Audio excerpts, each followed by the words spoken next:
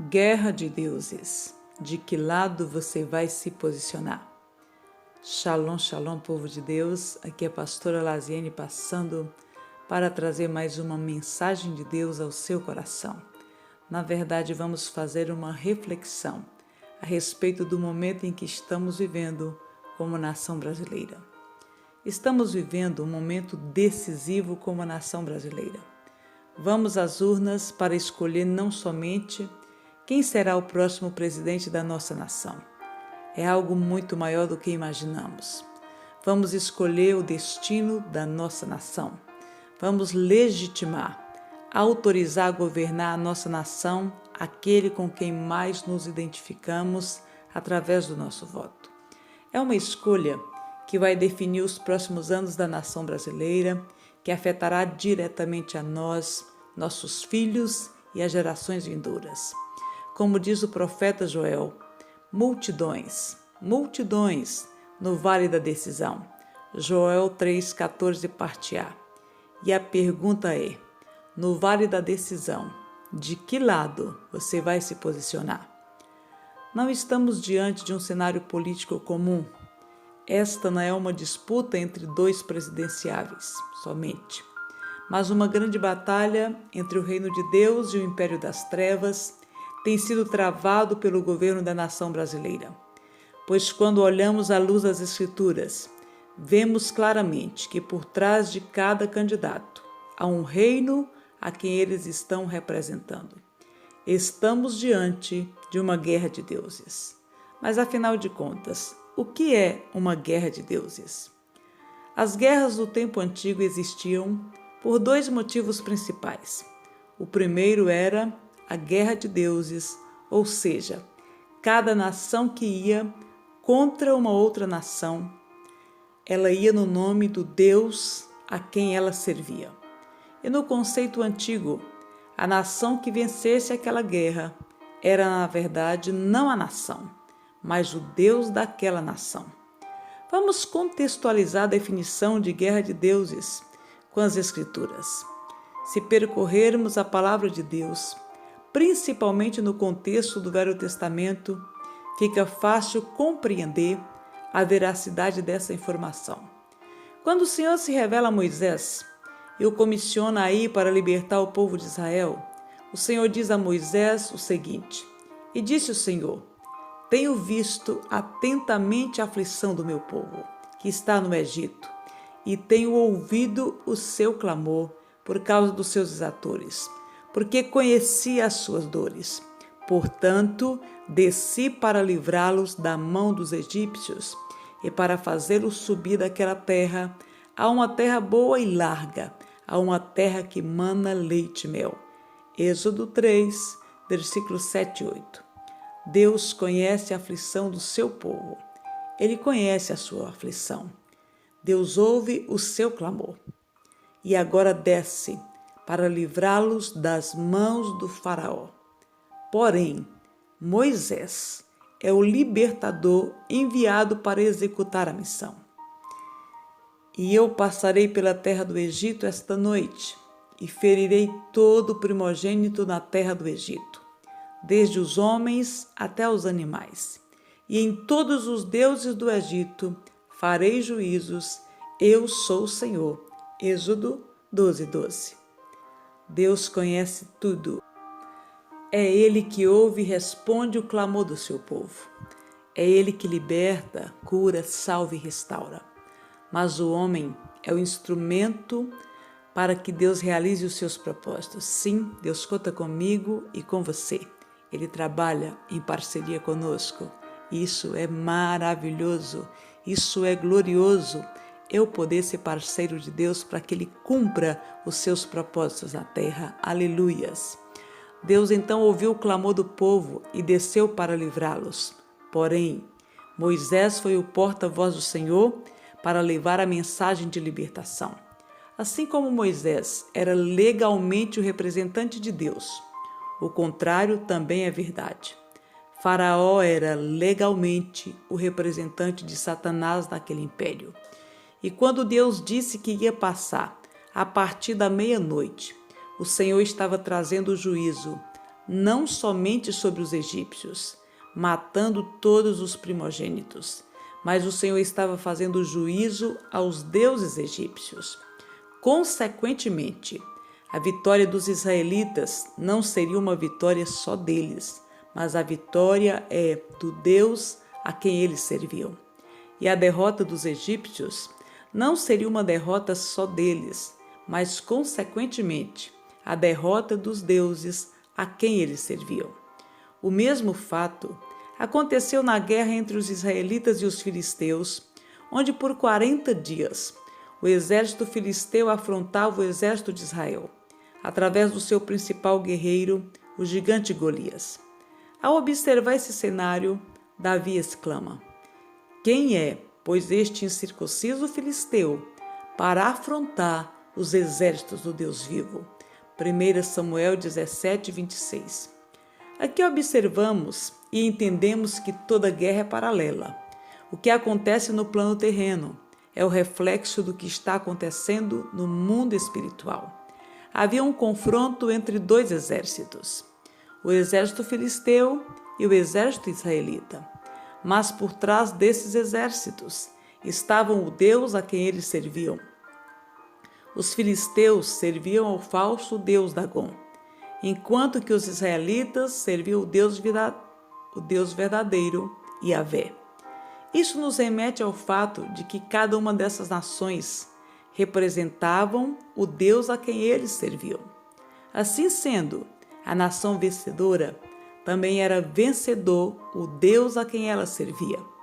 Davi compreende essa verdade espiritual e por isso ele exclama: quem é, pois, este incircunciso filisteu para afrontar os exércitos do Deus vivo? 1 Samuel 17:12. É interessante que os filisteus tinham a mesma compreensão. Entendiam que não era uma simples batalha entre filisteus e israelitas, mas ao enfrentar os israelitas, eles estavam lutando também contra o Deus de Israel. E os filisteus, ouvindo a voz de júbilo, disseram: que voz de grande júbilo é esta no arraial dos hebreus? Então souberam que a arca do Senhor era vinda ao arraial. Por isso os filisteus se atemorizaram, porque diziam: Deus veio ao arraial, e diziam mais: ai de nós! Tal nunca jamais sucedeu antes. Ai de nós!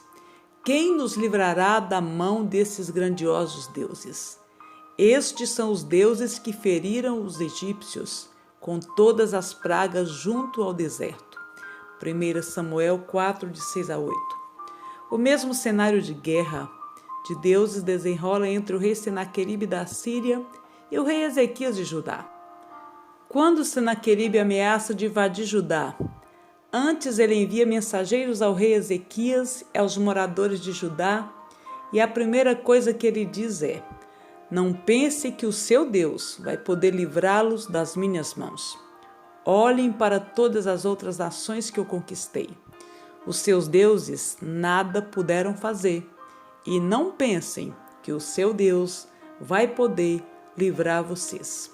Diante de tal ameaça, Ezequias vai ao templo e ora a Deus, e na sua oração ele reconhece que o rei da Síria não o está afrontando, mas sim afrontando o Deus vivo a quem ele serve e também representa. As guerras de deuses sempre existiram.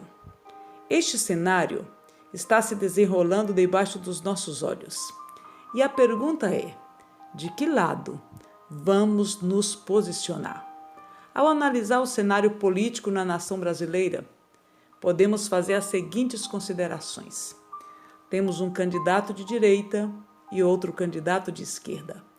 E cada candidato tem uma pauta de governo. Antes de analisar as pautas ou planos de governo de cada candidato, precisamos considerar o que diz a palavra de Deus em João 10:10. O ladrão vem apenas para roubar, matar e destruir. Eu vim para que tenham vida e vida com abundância. A palavra de Deus é clara e norteia o cristão a se posicionar corretamente de acordo com os princípios bíblicos. Todo projeto que envolve roubo, morte e destruição, por trás está o diabo. E quem os promove e os defende está a favor do império das trevas. E todo projeto que promove a preservação da vida, a justiça, a ordem e os valores cristãos, por trás está Deus. E quem os promove e os executa está sendo o agente do reino de Deus à terra. Então vamos lá. Vamos analisar as pautas defendidas pelos dois candidatos. O candidato da direita defende liberdade religiosa e professa claramente a sua fé em Deus, reconhecendo Deus como aquele que o elevou e o estabeleceu como presidente da nação brasileira por um propósito divino. Enquanto o candidato da esquerda, que diretamente governou o Brasil por 2 mandatos consecutivos, nunca fez tal declaração. Ao contrário, declara claramente a sua aversão ao cristianismo, buscando orientação e auxílio espiritual nos guias e orixás e nas demais seitas ocultistas. O candidato da direita é a favor da preservação da família tradicional, ou seja, a família de acordo com os princípios bíblicos. E o outro candidato, o da esquerda, é contra a família tradicional, pois considera essa pauta de família tradicional como pauta atrasada e que precisa ser revisada. O candidato da direita é contra a legalização do aborto, pois entende que a vida começa a partir do momento da concepção. O candidato da esquerda é a favor da legalização do aborto e diz que o aborto é uma questão de saúde pública. O candidato da direita é contra a ideologia de gênero. O candidato da esquerda é a favor da ideologia de gênero. O candidato da direita é contra a impunidade. E o candidato da esquerda é a favor da impunidade. O candidato da direita é contra a liberação das drogas, mas o candidato da esquerda é a favor da liberação das drogas. O candidato da direita é a favor da liberdade de expressão e a esquerda defende a regulação, ou mais claramente falando, o controle da mídia. Ele quer controlar aquilo que eu e você vamos falar. Temos que compartilhar somente aquilo que é de acordo com as ideologias desse candidato. O candidato da direita é contra a corrupção e a criminalidade, enquanto o candidato da esquerda apoia a política do desencarceramento e a corrupção. Faz publicamente apologia ao roubo e ao crime organizado. Não há nenhum problema roubar um celular para tomar uma cervejinha. Diante de todas essas verdades, fica claro que há 2 lados. E por trás dessa batalha há uma disputa entre o reino de Deus e o império das trevas. E os homens que disputam essa batalha estão legitimamente representando um desses lados. Para o cristão, fica fácil descobrir de que lado está cada um dos candidatos.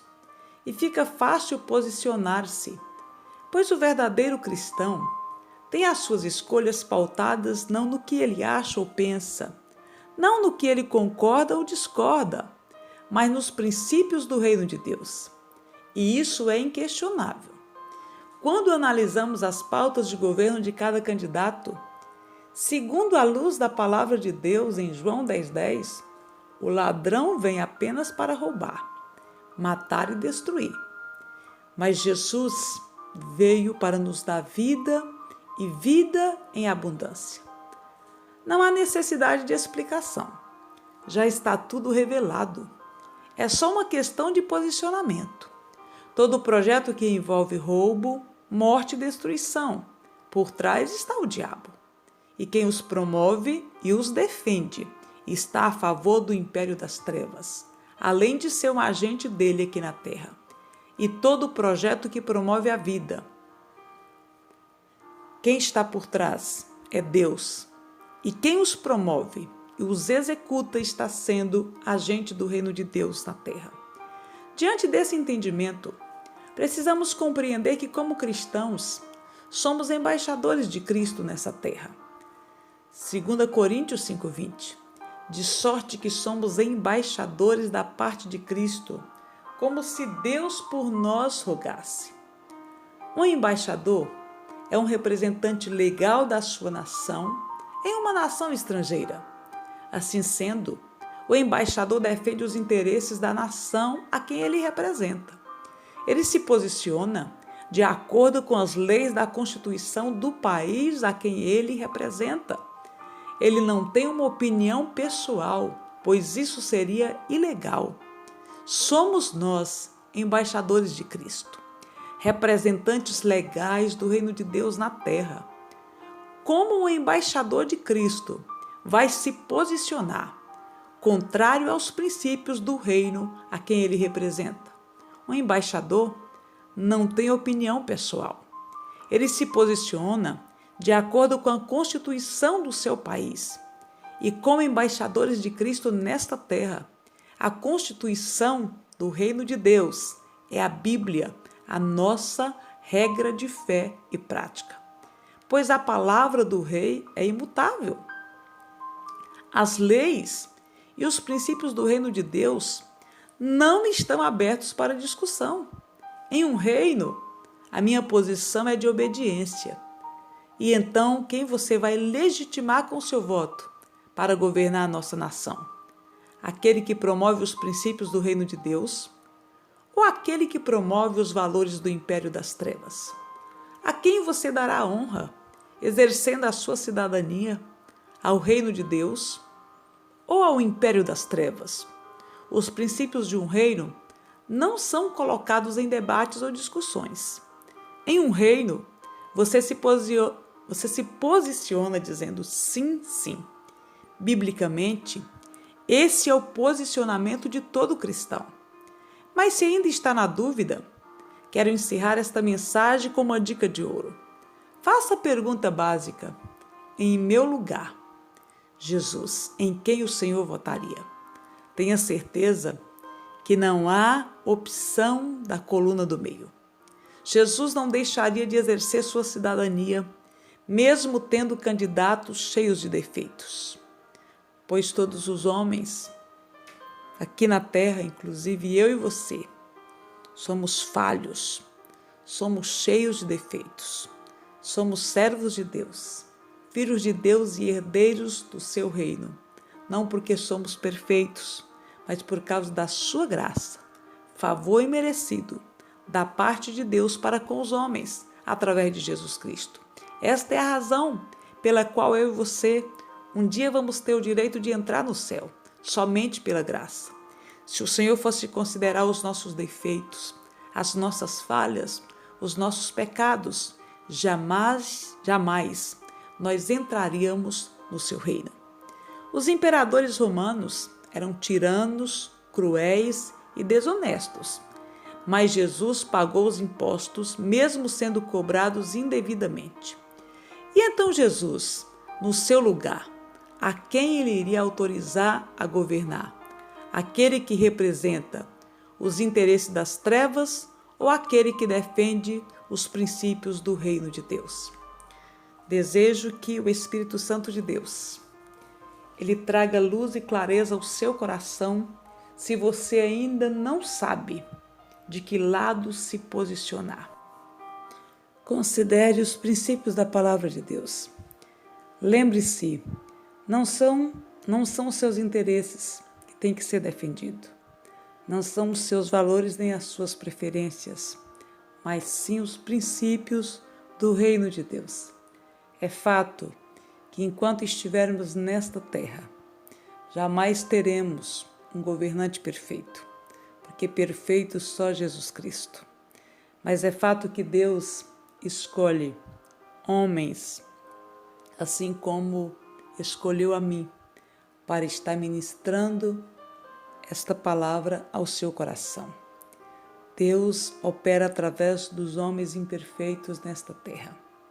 Então, considere os princípios da palavra e se posicione de tal maneira que você venha honrar e glorificar a Deus e promover a expansão do seu reino, exercendo a sua cidadania como cidadão brasileiro.